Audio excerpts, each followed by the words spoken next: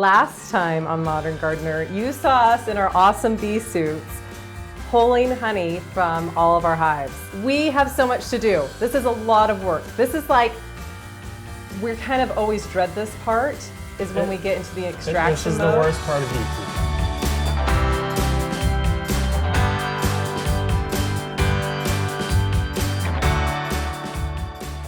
We're gonna break this up. We're gonna try to show you our way. And like Tom always says, if you ask a beekeeper how they extract honey, you're gonna get how many responses? 10 beekeepers will give you 10 different responses. And these are my tips that I remember. And Tom, add in if you remember other tips. One is making sure you're in a warm place when you extract the honey. We're upstairs today in the hottest room in the house. We've turned off the AC. The first year we were in the basement where it was the coldest and it took forever. And we were doing it in October where it was like temperatures of like 50 degrees outside. It was painful. Like we were getting blow dryers. It was awful. So don't do that. Hot days, hot sweaty days, turn off the AC, find the hottest place in the room to extract. Another tip, don't do it outside. Why, Tom? Bees love honey. Surprise, right? They're gonna come find you. They will. They will They will swarm. sniff it out. They will sniff it out in a minute and you'll have hundreds of bees coming after you. So do not do it outside. So we're gonna do this right now, show you our process. And both Tom and I have a different way of how we like to uncap the honey. So when we have honey, you'll see that the bees are smart. They don't want it to be loose and they'll cap it with wax. So in each little cell, they store their honey and then put a thin layer of wax that honestly is crazy how strong it is to hold. And we have to now take that wax off and then we will start the process of pulling the honey out of the comb. Should we take the wax off? Take the wax off, Tom. Okay. He's gonna show you his way and I'm gonna show you my hot knife way. Okay, so yeah, she has a hot knife. She'll go over that in a minute. But I bought this tool really cheap. It has these little sharp prongs there on the end. You want to feel it?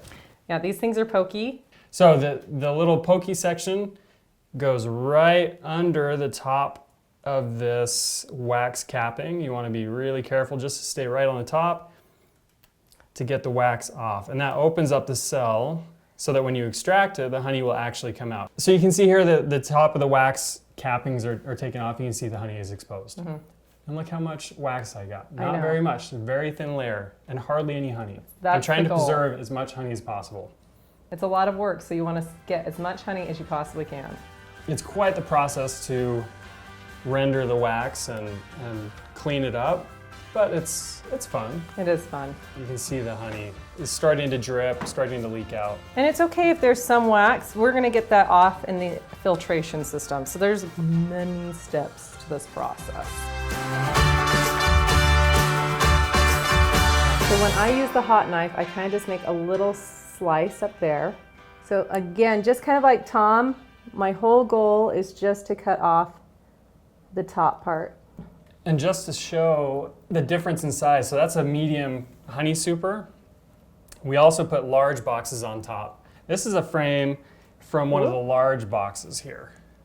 So you can see it's about double the size of these medium frames. I don't know how much this actually weighs, but it's quite heavy. Just one. It really is shocking. One frame weighs a lot. So there's a few here that you can see that I wasn't able to get with the knife, and instead of going back over the knife, I'm just going to poke the holes with. If you have a honey cell that's not decapped, it won't come out. When you extract it, all the other honey will come out, but even those individual cells will not come out. You'll still have honey in your frames. That was a long time.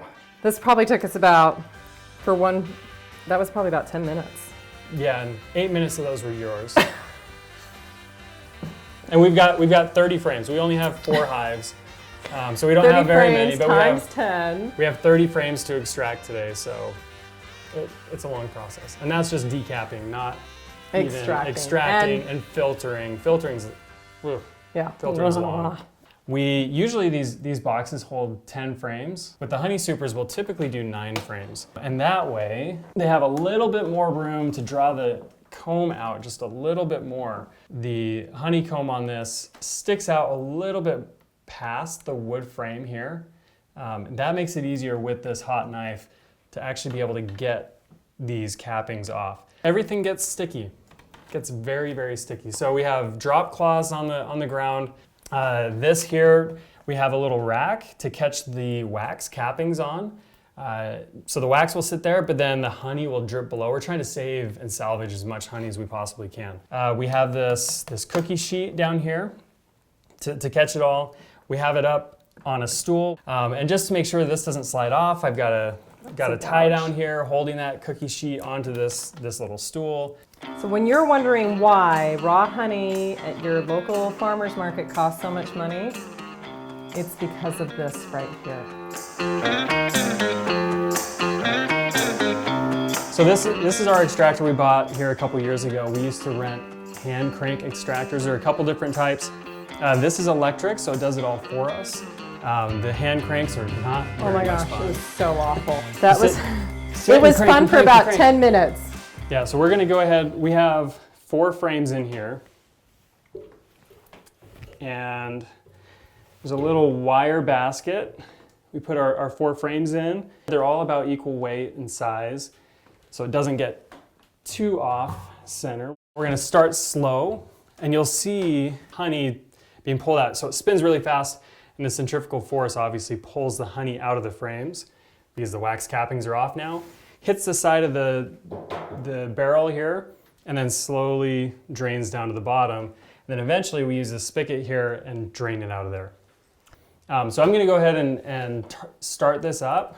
And actually I'll start slow, and you can see that before we start spraying honey everywhere. And hope the weight is the way we need it. And already you can see a little bit of honey spraying out into the sides. And I'm gonna put these back on before I go faster. I don't want honey everywhere. I've learned my lesson.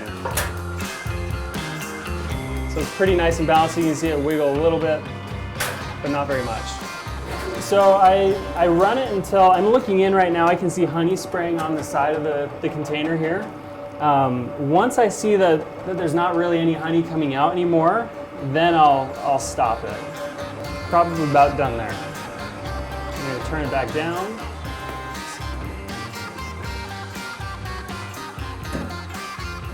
You smell that honey. It smells so It smells good. great. You can see that these cells, I don't know if you're able to see that, but the cells in here are empty. There's honey on here on the kind of the outside of the wax.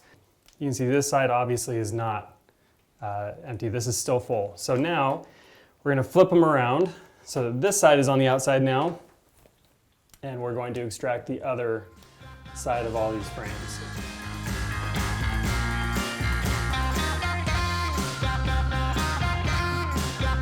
Start slow and gradually build.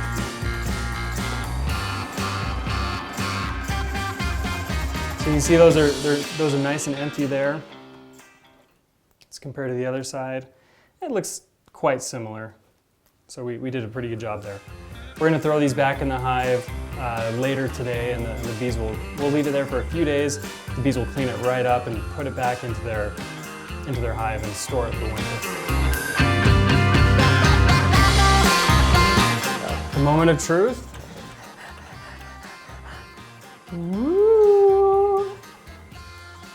There it goes. If you can see, you'll start seeing all those big chunks of wax, little bits of dirt, debris. We're just gonna start clearing that out.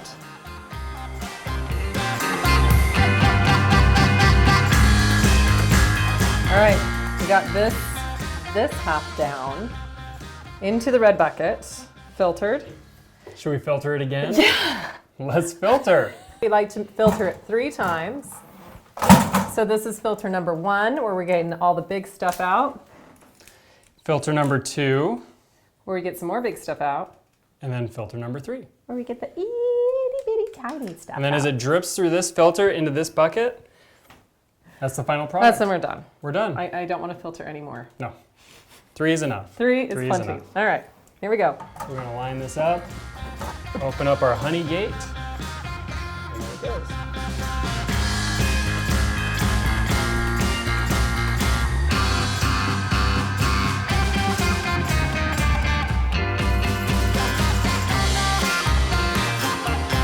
I am making sure, I've just got these jars nice and clean.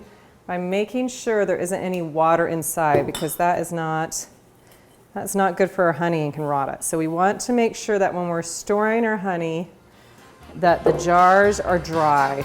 Let's jar up this liquid gold.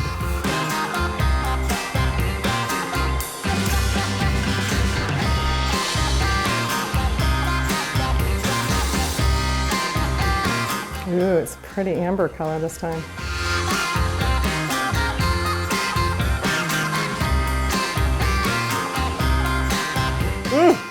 I hope you enjoyed harvesting honey with Tom and me. We definitely love our harvest this year. We're super excited. Beautiful amber color honey. Make sure you click that subscribe button and hit that notification so that you can get more videos from Modern Gardener.